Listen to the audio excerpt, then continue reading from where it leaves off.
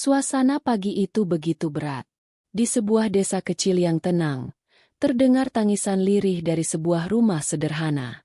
Di ruang tamu rumah itu, terbujur kaku seorang laki-laki yang selama ini menjadi cahaya bagi masyarakatnya. Dialah Ustaz Zain, sosok guru ngaji anak-anak, imam masjid kecil, dan penyejuk hati warga sekitar. Wajahnya kini tertutup kain putih, tubuhnya sudah dibalut kafan, dan aroma wangi dari bunga serta minyak kasturi memenuhi ruangan. Tangis keluarga pecah, anak-anaknya bergantian memeluk ibunya yang tak berhenti mengusap kain kafan itu dengan air mata. Para tetangga berdatangan, sebagian membaca surah Yasin, sebagian lainnya hanya mampu terdiam menahan haru. Seolah-olah seluruh desa sedang kehilangan cahaya. Waktu menunjukkan hampir masuk zuhur. Para pelayat sudah bersiap mengantarkan jenazah ke pemakaman. Liang lahat telah digali, dan tali pengikat kafan sudah dipegang erat oleh seorang pemuda yang siap mengangkat tubuh sang ustaz. Semua bersiap untuk perjalanan terakhir. Namun, tak seorang pun tahu bahwa peristiwa besar akan terjadi. Saat doa-doa terus bergema, tiba-tiba kain kafan itu bergetar pelan. Awalnya hanya sedikit, hingga orang-orang mengira itu hanyalah angin. Tapi beberapa detik kemudian, kepala jenazah itu bergerak, dan mata yang sebelumnya tertutup kain perlahan terbuka. Nafas lirih terdengar, meski sangat pelan, cukup membuat seluruh ruangan berubah dari tangisan duka menjadi jeritan panik. "Tolong, jangan kuburkan aku." Tempat itu sangat mengerikan. Suara serak itu terdengar dari balik kafan. Semua terdiam. Tubuh-tubuh yang tadi siap mengangkat jenazah mundur beberapa langkah. Ada yang hampir pingsan, ada yang menjerit ketakutan, dan sebagian hanya bisa menatap tak percaya. Bagaimana mungkin seseorang yang telah dinyatakan meninggal dunia, bahkan sudah dikafani, tiba-tiba hidup kembali? Apa sebenarnya yang terjadi di balik jasad kaku itu? Pertanyaan-pertanyaan memenuhi kepala setiap orang. Namun yang lebih penting dari semua itu, adalah pesan yang baru saja keluar dari mulut Ustaz Zain, bahwa ia telah melihat sesuatu, sebuah tempat yang penuh kengerian, yang membuatnya memohon agar jangan dimakamkan lebih cepat.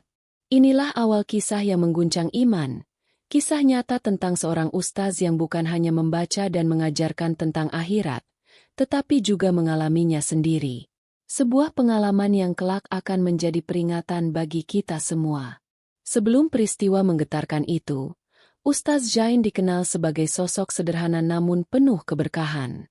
Tak banyak orang tahu tentang riwayat hidupnya, karena ia jarang bercerita tentang dirinya sendiri. Yang masyarakat tahu hanyalah bahwa beliau seorang guru ngaji yang setiap sore mengajar anak-anak membaca Al-Quran di ruang tamunya yang sempit.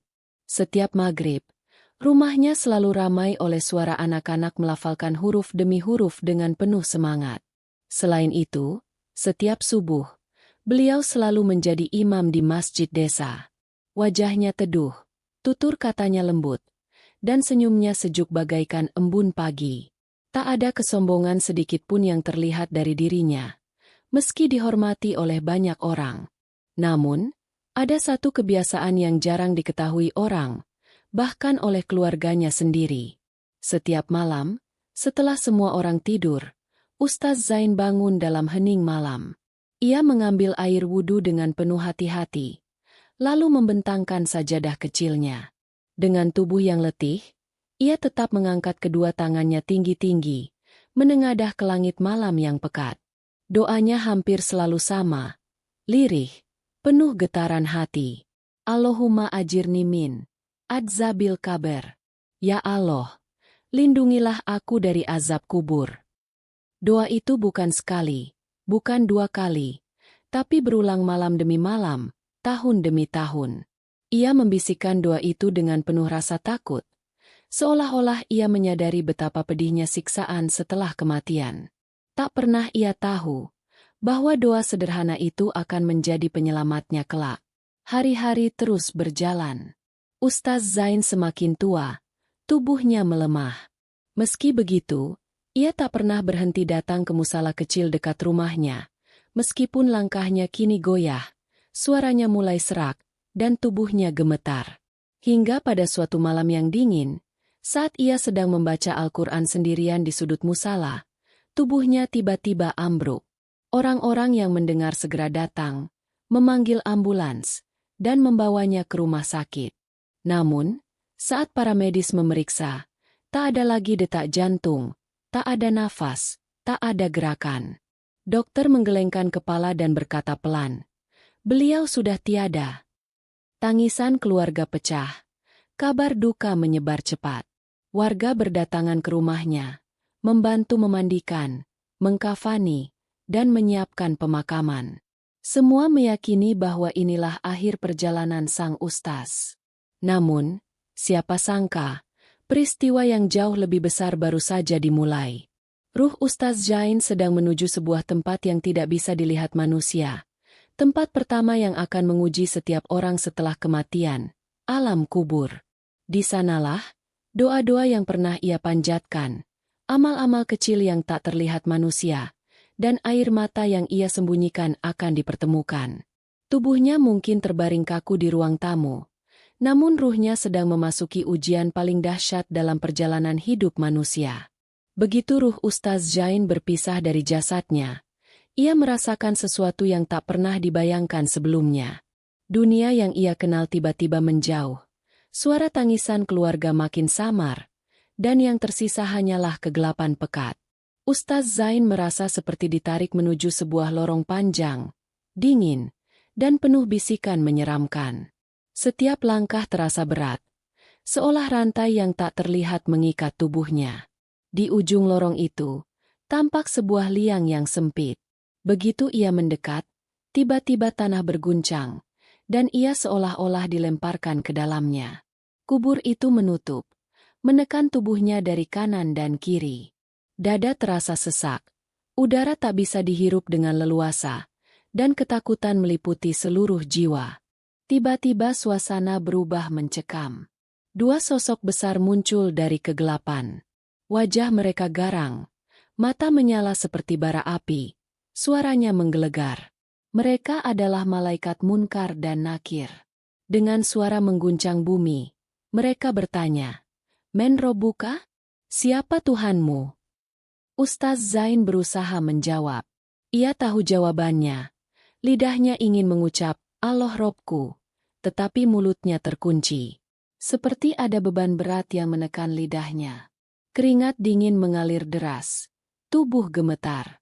Malaikat kembali bertanya, kali ini lebih keras. "Siapa Tuhanmu?" Suara itu membuat tanah bergetar, dan rasa takut semakin melumpuhkan. Pertanyaan kedua datang. "Siapa nabimu?" Lagi-lagi mulut Ustaz Zain tak mampu menjawab. Lidah keluh, suara tercekat di tenggorokan. Pertanyaan ketiga pun diajukan. "Apa agamamu?"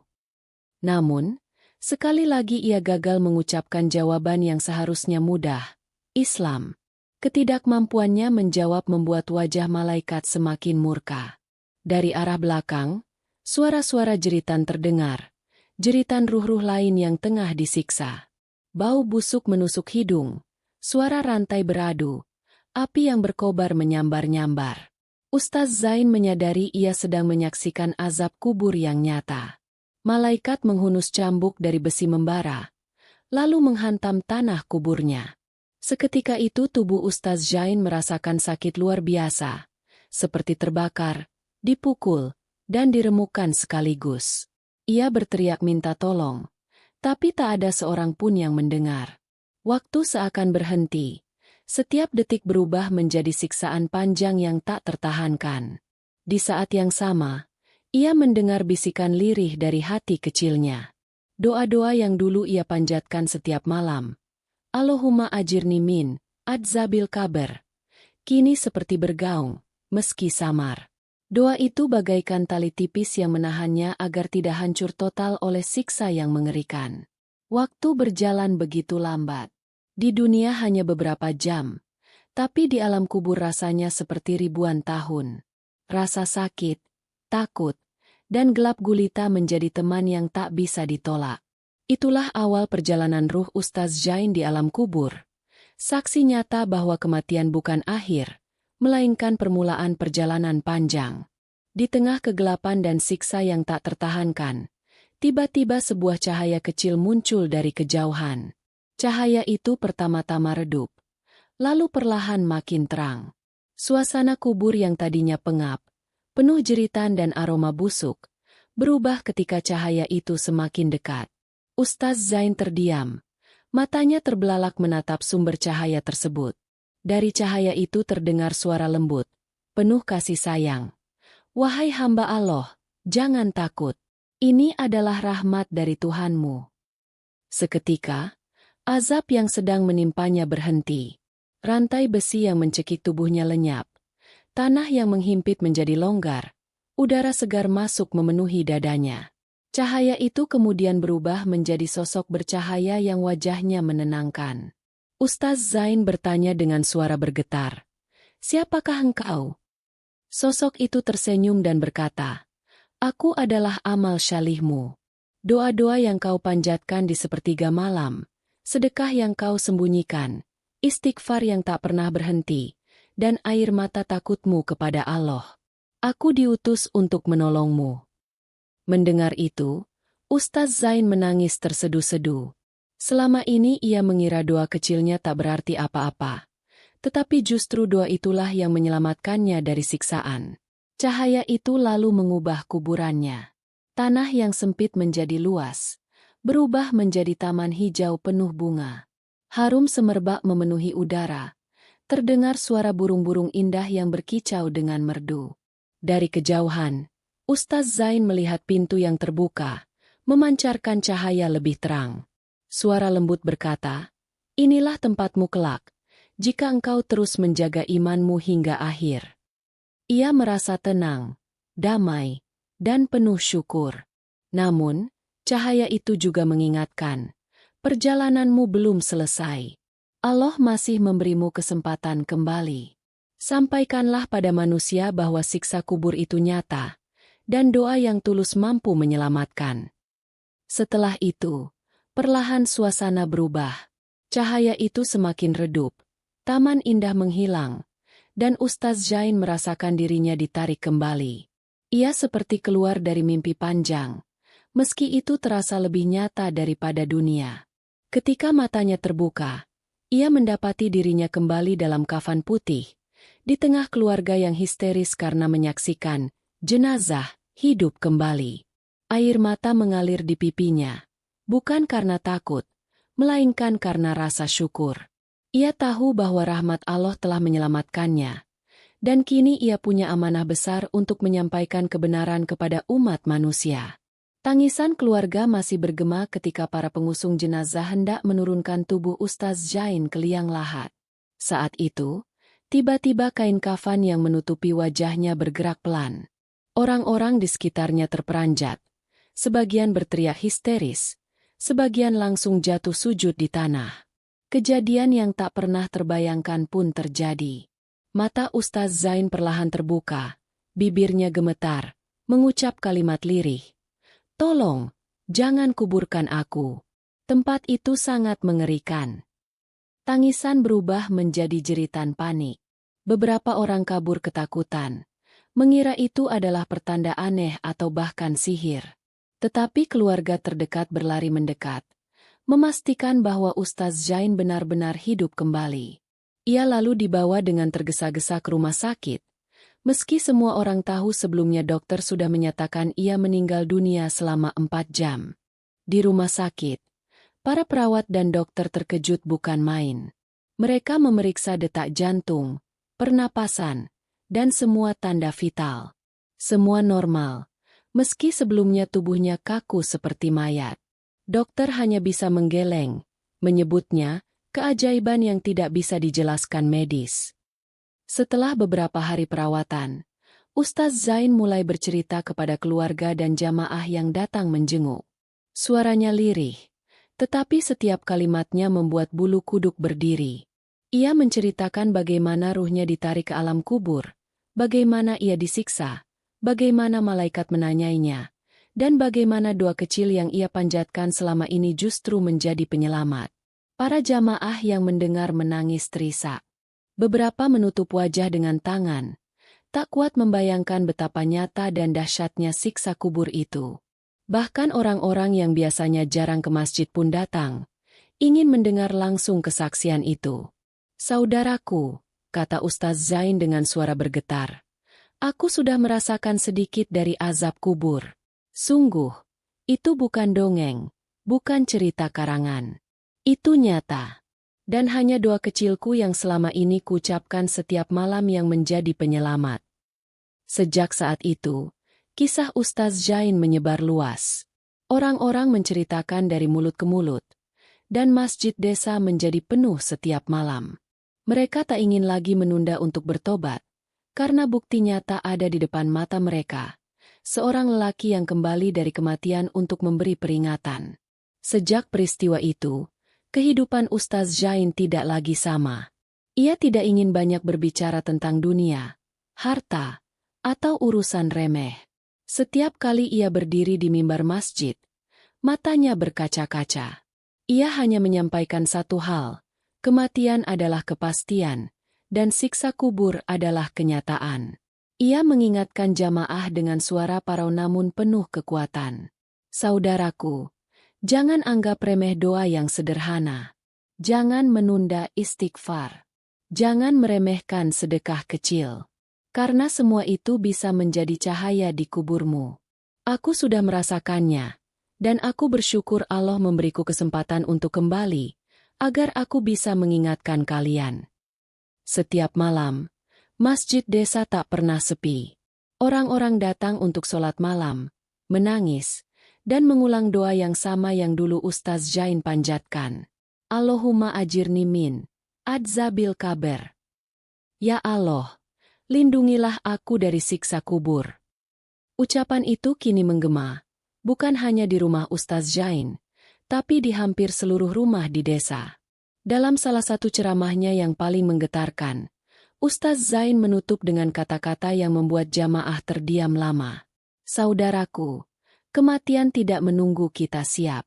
Kubur bisa menjadi taman surga, atau lubang neraka. Jangan tunggu ajal datang baru kalian berubah. Mulailah malam ini. Jangan biarkan aku satu-satunya saksi. Jadilah saksi bagi dirimu sendiri dengan amal yang kau siapkan." Air mata jatuh dari wajah banyak jamaah. Mereka merasa seolah Allah benar-benar mengirimkan Ustaz Zain kembali hanya untuk memperingatkan manusia agar tak lalai. Seiring berjalannya waktu, kisah ini menjadi legenda di desa itu. Tetapi bagi Ustaz Zain sendiri, ini bukan legenda. Ia tahu bahwa detik-detik di kubur itu nyata. Setiap kali ia teringat, tubuhnya bergetar, dan ia semakin giat beribadah. Ia tidak ingin mengulang lagi kengerian yang pernah dirasakan. Malam demi malam, suara doanya kembali terdengar lirih, sama seperti dulu, tapi kali ini lebih dalam, lebih penuh air mata. Ia tahu, suatu saat ruhnya akan benar-benar dipanggil kembali. Namun kali ini, ia ingin siap dengan jawaban yang benar di hadapan malaikat. Saudaraku, itulah kisah penuh hikmah yang bisa kita ambil pelajaran. Semoga hati kita semakin dekat dengan Allah, semakin rajin berdoa, dan tidak lalai mempersiapkan bekal sebelum ajal menjemput. Kalau kisah ini bermanfaat, jangan lupa tekan tombol like, bagikan video ini ke teman, keluarga, dan orang-orang yang kita cintai agar mereka juga mendapat pengingat. Dan tentunya, tekan tombol subscribe serta aktifkan lonceng notifikasi, supaya tidak ketinggalan kisah-kisah penuh makna berikutnya. Terima kasih sudah menonton. Semoga Allah merahmati langkah kita semua. Wassalamualaikum warahmatullahi wabarakatuh.